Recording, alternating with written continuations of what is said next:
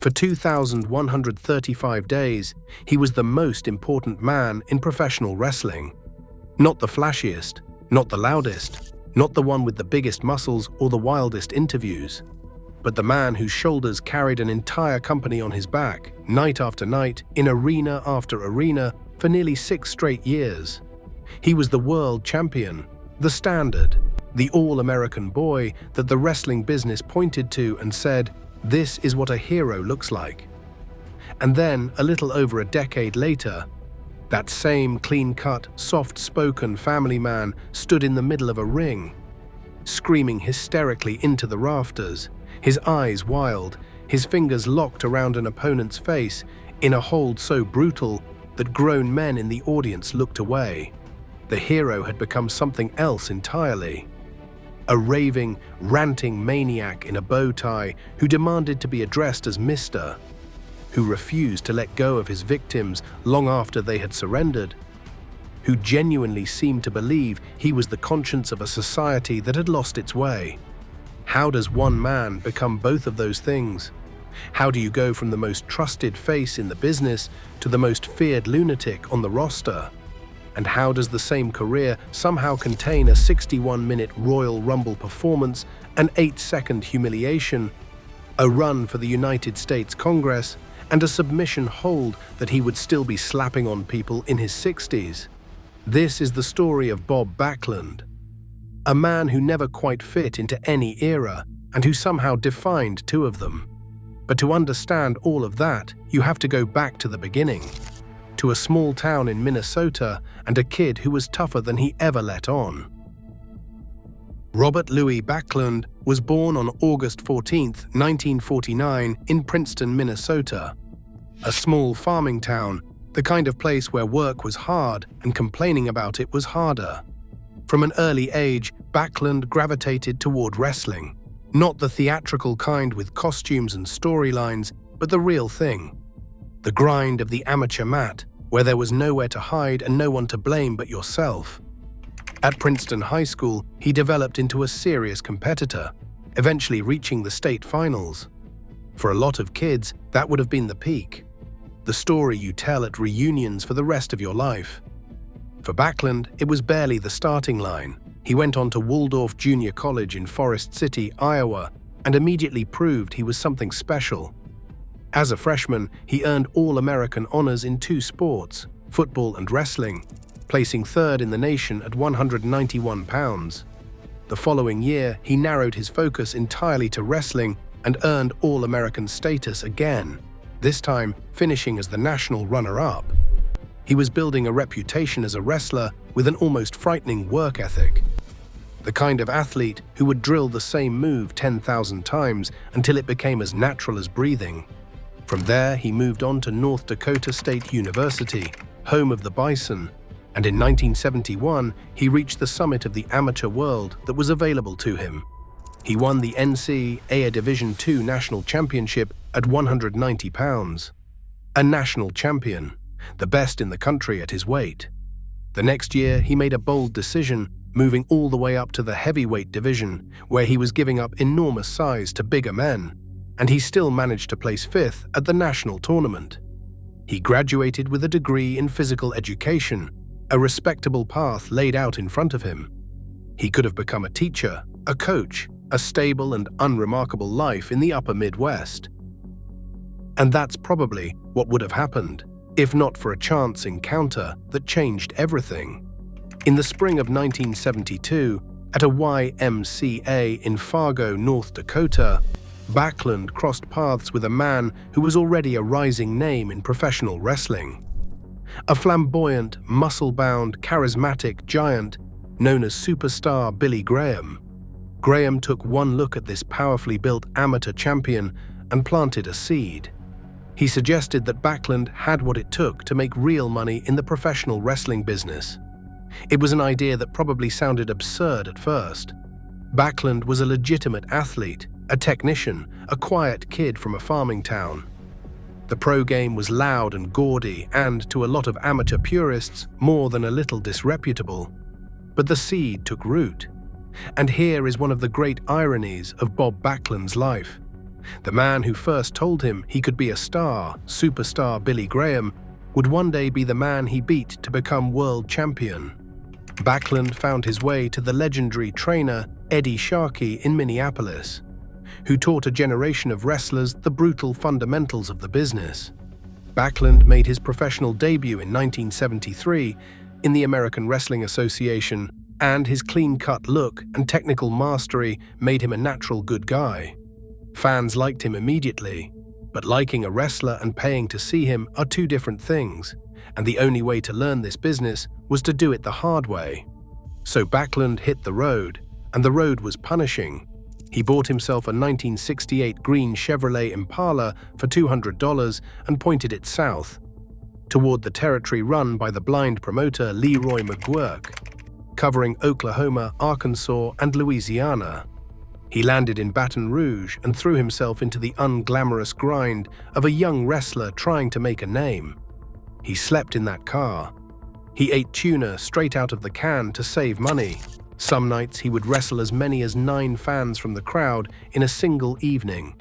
The kind of grueling proving ground where a man either learned to be tough or learned to quit. Backlund did not quit. He traveled through the patchwork of regional promotions that made up the National Wrestling Alliance in those days. In 1974, he worked in Amarillo, Texas, for the Funk family's promotion, and there he beat the legendary Terry Funk to capture the territory's top championship, holding it for 2 months. He moved through Georgia, where he won tag team gold alongside Jerry Briscoe. He landed in Florida, picking up more tag team championships.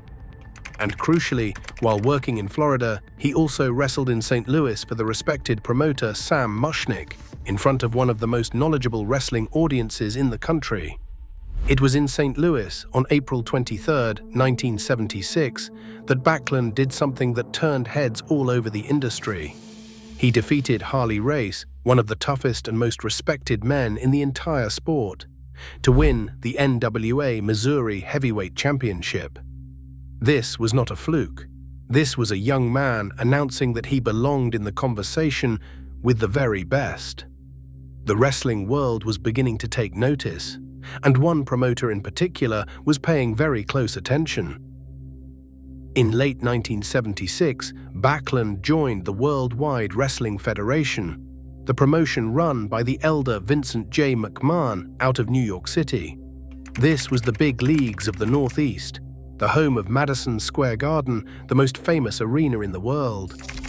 McMahon assigned Backlund a manager, the trusted veteran Arnold Scarland, known as the Golden Boy, and almost immediately the wheels were set in motion for something enormous.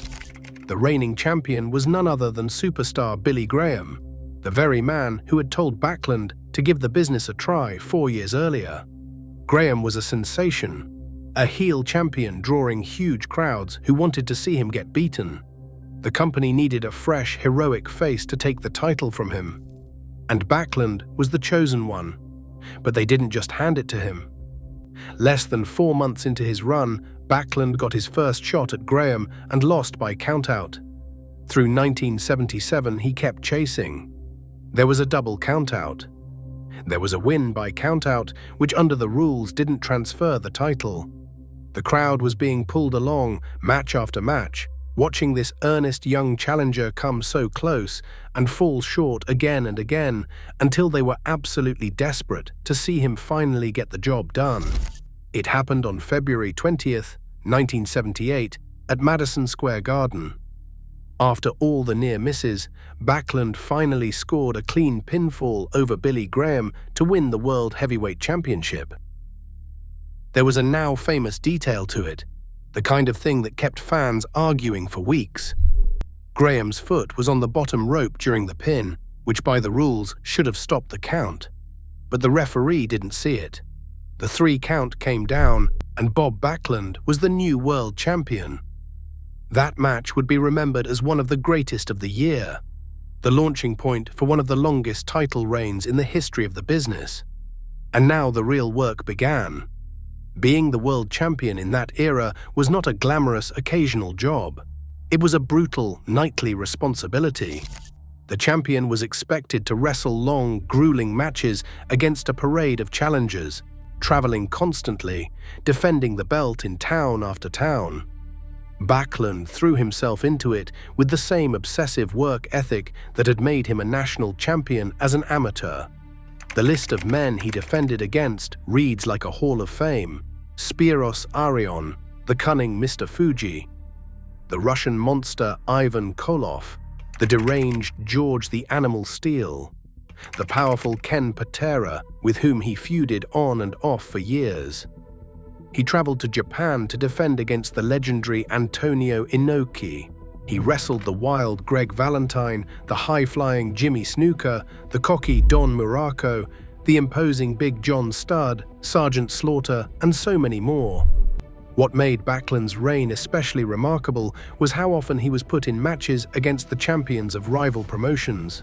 Just 3 days after winning the title, he faced the NWA World Champion Harley Race in a rare dream match between 2 world titles, and the two warriors fought to a 60-minute draw. He battled the AWA World Champion Nick Bockwinkel. He faced the great Ric Flair.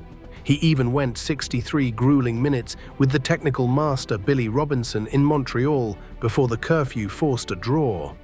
Backlund wasn't just defending one company's title. He was being presented as one of the toughest, most credible wrestlers on the entire planet. A man who could go the distance with absolutely anyone. It was during this period that fans got their first glimpse of a hidden side of Bob Backlund. He had formed a tag team with the Hawaiian strongman Peter Maivia. But during a television taping in 1978, Maivia suddenly turned on him, attacking Backlund and his manager. And in the interview that followed, the calm, polite All-American boy disappeared. Backlund went into a screaming, raving fury, vowing on camera that he was going to kill the man who betrayed him. It was a shocking moment. A crack in the wholesome image, a hint years before anyone could have understood its significance that there was something volcanic buried underneath all that Midwestern courtesy. Fans wouldn't think much of it at the time, but that rage would come roaring back in the most dramatic fashion imaginable, many years down the road. His reign had its share of strange chapters. In late 1979, on a tour of Japan, Antonio Inoki actually defeated Backlund for the title, only for the rematch to be declared a no contest and the belt thrown into chaos. Inoki ended up refusing the title, it was vacated, and Backlund won it back in a Texas death match. To this day, the company does not officially recognize Inoki's brief reign, which is why Backlund's run is counted as one continuous stretch. There was the time in 1980 when Backlund teamed with the popular Pedro Morales to win the World Tag Team Championship, only to be forced to give it up because the rules said no one could hold 2 titles at once. Throughout that year, Backlund also met a young, hungry challenger named Hulk Hogan in a series of high-profile matches, and Hogan pushed the champion harder than almost anyone, flashing the charisma that would soon make him the most famous wrestler on Earth. And there was the bizarre 1981 controversy when a dazed referee accidentally handed the belt to Greg Valentine after a match. A mess that had to be settled inside a steel cage. Backlund won it back, of course. He almost always did. For years, Backlund was the rock the company was built on. But wrestling, like everything else, was changing. And by 1983, the ground was beginning to shift beneath his feet. In the final stretch of his reign, Backlund altered his look in a way the fans did not warm to. He cut his shaggy hair into a short crew cut. He started wrestling in plain amateur-style singlets. He lost some of his muscle and definition. To longtime viewers, he started to look less like a glamorous champion and more like a wholesome relic. A character one rival manager mockingly compared to the old children's puppet Howdy Doody. The audience was growing restless. They had loved Bob Backlund for years, but tastes were evolving, and a new kind of larger-than-life star was on the horizon. Behind the scenes, the company itself was changing hands. The promoter's son, the younger Vince McMahon, was taking over, and he had a grand vision. He wanted to take the company national, to blow it up into something the wrestling world had never seen. And the man he wanted to lead that charge was not the technical, understated Bob Backlund. It was the charismatic, sun-tanned 24-inch Pythons phenomenon, Hulk Hogan. McMahon reportedly approached Backlund with an idea: turn villain and drop the title to Hogan in a big match to pass the torch. But Backlund, ever the principled All-American, refused. He had spent his whole life as a clean competitor, a role model, and he did not want to betray the kids who looked up to him by becoming a bad guy. It was a decision that cost him, but it was true to who he was. So the company needed someone in between. A transitional champion to take the belt from Backlund and then hand it to Hogan. They chose the Iron Sheik, a genuinely tough former amateur and a perfect foreign villain for American audiences. On December 26, 1983, at Madison Square Garden, the very building where his reign had begun nearly 6 years earlier, it all came to an end. In the storyline, the Sheik had injured Backlund's arm with his Persian clubs. Trapped in the Sheik's camel clutch and unwilling to give up, Backlund was saved from himself by his loyal manager Arnold Scarland, who threw a white towel into the ring to surrender on his behalf. It was a fitting, tragic end for a hero too proud to quit. And just over a month later, Hulk Hogan beat the Iron Sheik for the title, and the Hulkamania era was officially born. Bob Backlund had been the bridge, the last hero of the old world, ushering in the new. Backlund hung around the company for a while, but the writing was on the wall. He wrestled his final match of that run in August of 1984, and then walked away. He had a brief run in a rival promotion, challenging for another world title. But by 1985, he had essentially disappeared from professional wrestling altogether. The most dependable champion of his generation simply faded from view. And here is where most wrestling stories would end. A great career, a legendary title reign, a graceful exit into retirement. But Bob Backlund's story was only at its halfway point, because what came next would turn him from a respected memory into an unforgettable legend. During his years away from the ring, Backlund did not sit still. True to his roots, he went back to the sport that made him, coaching amateur wrestling at high schools in Connecticut, passing on the fundamentals to a new generation of kids. He could have stayed there forever, a contented former champion teaching teenagers how to shoot a double leg. But wrestling has a way of pulling its legends back. In 1992, the company was in trouble. Scandals, a changing landscape, and a desperate need for new direction. And someone had the idea to bring back Bob Backlund. He returned that summer looking almost exactly the same as he had a decade earlier, the same clean-cut amateur, the same wholesome demeanor. And that was precisely the problem. The wrestling world had moved on. The colorful, cartoonish characters of the Hogan era dominated the screen. A whole generation of young fans had no idea who Bob Backlund even was. He seemed like a man from another time, completely out of step with everything around him. But Backlund could still go, and the company found the perfect stage to remind everyone of that fact. The 1993 Royal Rumble. Backlund entered the match at the number 2 position, meaning he would have to survive against everyone who came after him if he wanted to win. And he very nearly lasted the entire match. By the time he was finally eliminated, he had been in that ring for 61 minutes and 10 seconds. An astonishing display of conditioning and toughness from a man in his 40s. It was a record for endurance in the match that would stand for over a decade. Bob Backlund had proven he still had something left.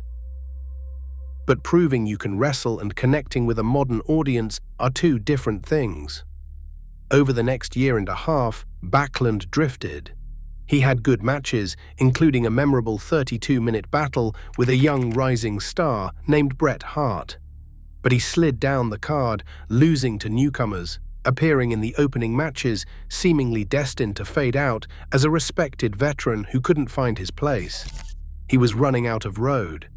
And then, on a summer afternoon in 1994, everything changed in an instant. It was a match billed as Old Generation versus New Generation. Bob Backlund, the veteran, challenging Bret Hart, the reigning world champion and the face of the company's future. They put on a tremendous, hard-fought match, and then came the moment that rewrote Bob Backlund's entire legacy. Backlund lost, but in confusing fashion, briefly believing he had won and even helping Hart up. After the match, Hart repeatedly offered a respectful, sportsmanlike handshake, and something inside Bob Backlund broke. He slapped Bret Hart across the face, and then he grabbed him, twisted him into a vicious submission hold called the cross-face chicken wing, and refused to let go, screaming hysterically while the champion writhed in agony. When he finally released the hold, Backlund stared down at his own hands in apparent shock and horror, as if he couldn't believe what he had just done. As if some long-buried demon had clawed its way to the surface and seized control of his body. That was it. That was the spark. Remember that interview years earlier when Peter Maivia betrayed him and the polite young champion descended into a screaming rage? This was that same volcano finally erupting in full. Bob Backlund had snapped, and out of the wreckage of the wholesome all-American boy emerged one of the most brilliant, bizarre, and genuinely unsettling characters in wrestling history. He became Mr. Backlund, an out-of-touch, hyper-articulate, morally outraged eccentric who believed he was the forgotten conscience of a society that had lost all its values. He dressed in business suits with bow ties. He used enormous, often misused vocabulary words in his interviews to make himself sound superior. He insisted that everyone address him formally as Mr. Backlund, and nothing else. He would only sign an autograph for a fan if that fan could recite the names of all the United States presidents in chronological order. He claimed he was still the rightful champion from 1983, insisting he had never actually been pinned or submitted to lose the title in the first place. And he attacked people, not just opponents.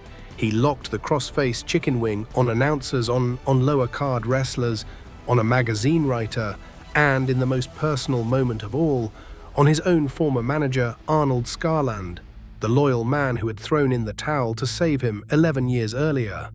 In Backlund's twisted new mind, Skarland hadn't saved him. Skarland had cost him everything. The betrayal he had screamed about in 1978 had finally found its true target.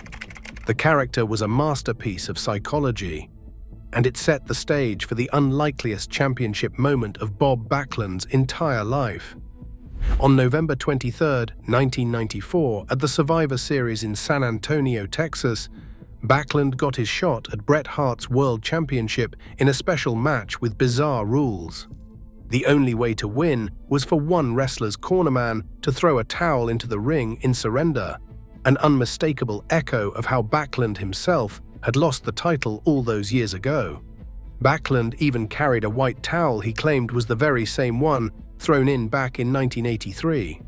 As his second, he recruited Owen Hart, Bret's own brother and bitter rival, who had been trying and failing all year to take Bret down.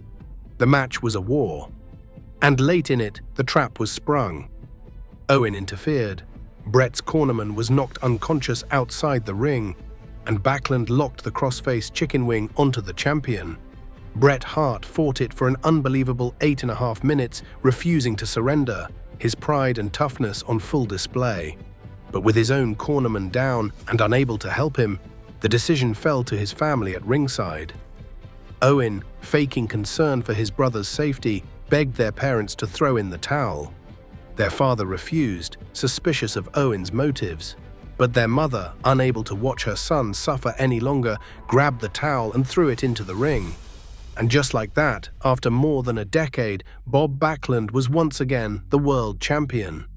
He celebrated like a man possessed, and in the interview afterward, he reached a delirious peak, screaming that he felt like God himself.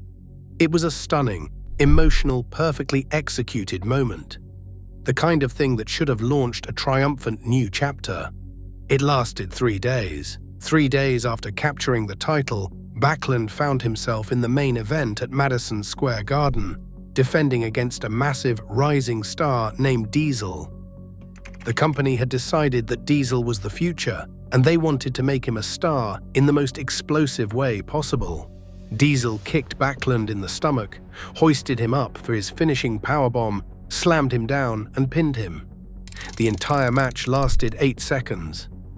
8 seconds to lose a title he had waited 11 years to reclaim.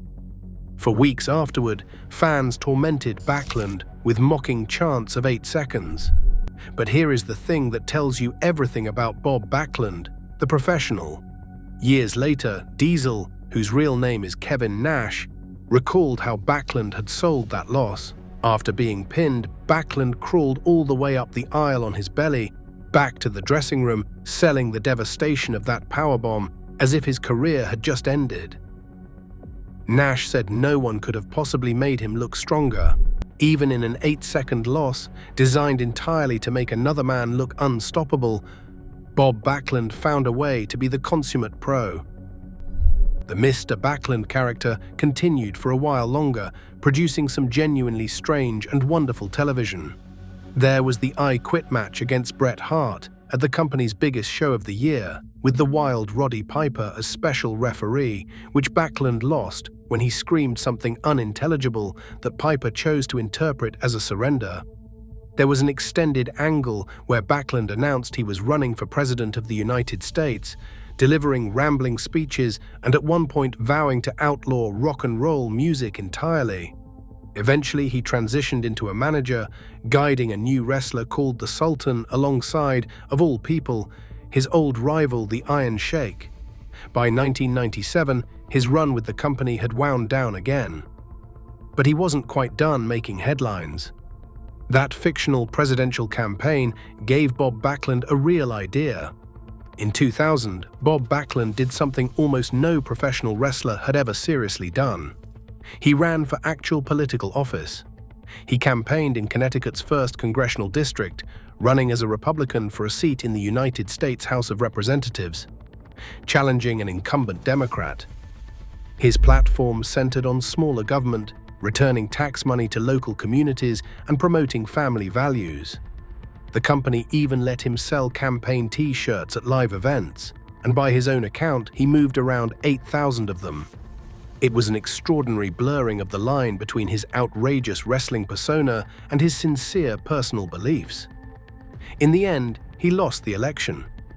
But the very fact that he ran, that the man who once demanded fans recite the presidents in order, now wanted to become a part of that history himself, is one of the most uniquely Bob Backlund things imaginable.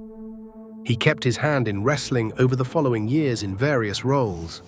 He returned briefly in 2000 to mentor a young Olympic gold medalist named Kurt Angle, teaching Angle his signature cross-face chicken wing, before the storyline ended with Angle turning the hold against him. He appeared in a rival promotion in 2007, and in a moment that delighted longtime fans, he showed up on television in 2012, got disrespected by a young wrestler and promptly locked him in the cross-face chicken wing, refusing to release it for 20 seconds after the man had already surrendered. The lunatic was still in there, somewhere, ready to come out. In 2013, Bob Backlund received the recognition his career deserved when he was inducted into the company's Hall of Fame.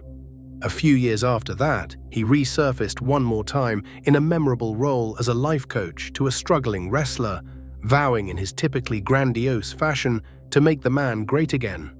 A perfect late-career echo of his eccentric Mr. Backlund persona. Astonishingly, he continued to step into the ring on occasion well into his later years, even wrestling on a tour of Japan when he was 68 years old, decades after he first slept in that $200 Impala, chasing the dream. He also wrote a sprawling autobiography telling the full story of his unlikely life in his own words, packed with reflections from the legends he had shared the road with. And through it all, there was a constant. His wife Corky, whom he had married back in 1967, before any of the fame, before the championships, before the madness. A high school physical education teacher who stood beside him through every twist of an extraordinary life, and with whom he raised a daughter. Eventually, the couple sold their longtime Connecticut home and settled down in Florida, a quiet ending for a man who had lived several lifetimes. So what do we make of Bob Backlund? How do we sum up a man who was so many different things? Start with the wrestling itself, because that is where his deepest legacy lives. Backlund's title reign of 2,135 days stands as the second longest in the championship's entire history, trailing only the great Bruno Sammartino. But the raw number doesn't capture the full truth. Backlund was a technician in an era that was rapidly moving towards spectacle and showmanship. He wrestled scientific, grueling, mat-based classics at a time when the business was getting louder and flashier by the year, and in doing so, he kept a door open. He proved that a genuine, world-class amateur wrestler could be the centerpiece of a major promotion. Many of the people who study this sport credit Backlund with breaking ground for the more technically gifted wrestlers who followed. Without the template he created, the path for the master technicians who came after him, the Bret Harts and the Shawn Michaels and so many others, might have looked very different. He was, in the words of those who came up after him, the last real hero before the Hulk Hogan era and one of the last truly great technical champions of his time. But the deeper fascination of Bob Backlund is the contradiction at the heart of him. He was, by every account, a genuinely decent, hard-working, almost impossibly earnest man. The kid who slept in his car and ate tuna from a can rather than give up. The champion who refused to turn his back on the children who idolized him, even when it cost him his place at the top. The retired star who went back to coaching high school kids because he loved the sport. And yet that same man tapped into something disturbing and unforgettable when he became Mr. Backlund, channeling a real internal intensity into one of the most disturbing and brilliant character transformations the business has ever seen. Maybe that's the key to understanding him. Bob Backlund was never pretending to be tough, never pretending to be principled, never pretending to be intense. It was all real. The discipline was real. The pride was real. The fury that exploded out of him in 1994 had been simmering inside since at least 1978, the same volcanic temper finally given a name and a purpose. When he snapped on screen, it worked precisely because some part of it wasn't an act at all. He never quite fit. He didn't fit the gaudy territory villains of the 70s because he was a real athlete who took the craft seriously. He didn't fit the cartoon era of the 80s because he was understated and old-fashioned. He didn't fit the modern era of the 90s because he seemed like a man out of time. And in a strange way, that refusal to fit is exactly what made him immortal. He was always himself, completely and uncompromisingly, whether that self was the smiling all-American boy or the screaming maniac in the bow tie. There are wrestlers remembered for one great moment, one signature match, one unforgettable character. Bob Backlund is remembered for an entire universe of them. The pinfall over Billy Graham with a foot on the rope. The man who held the most important title in wrestling for nearly 6 years, lost another version of it in 8 seconds, and somehow made both of those things unforgettable. Like and subscribe for more hard-hitting wrestling documentaries. Until next time.